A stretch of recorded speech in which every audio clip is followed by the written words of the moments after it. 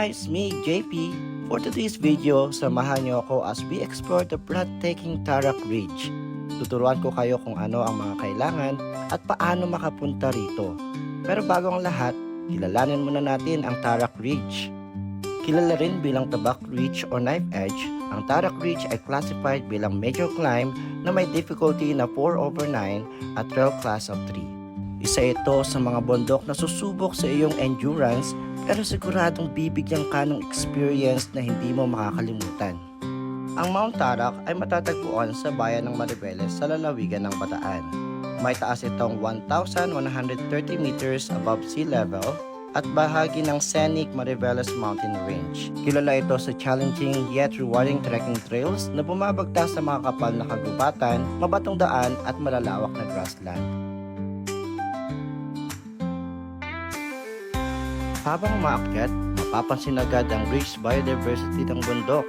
Mula sa matatayog na puno, mga kulay na orchids, hanggang sa iba't ibang species ng ibon. Tunay na buhay at presko ang kagubatan ng Tarak. Isa sa pinakaabangang bahagi ng climb ay ang breathtaking panoramic view sa itaas.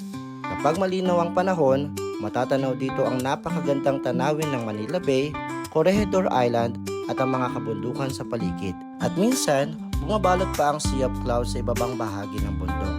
Dahilan para mas maging magical ang experience. Sa kalagitnaan naman ng trail, matadaanan natin ang sikat na Papaya River. Ang malamig at malinaw nitong tubig ay perfect na pahingahan para sa mga hikers. Marami rin ang nagka-camping dito dahil sa relaxing na atmosphere ng lugar. Habang papalapit sa ridge, mas mararamdaman mo ang tunay na challenge ng Tarak Ridge.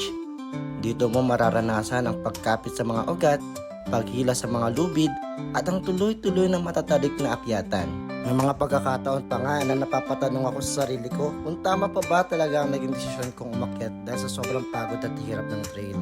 Pangwalong beses ko nang inakyat ang Tarak Ridge, pero sa bawat pagbabalik, parang ibang puntok pa rin ang sasalubong sa'yo.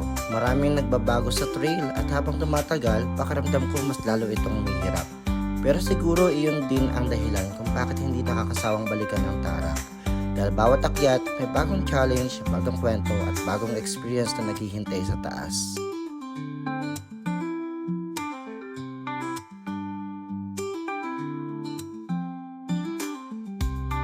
Ang main jump-off point papuntang Tarak Ridge ay matatagpuan sa tourism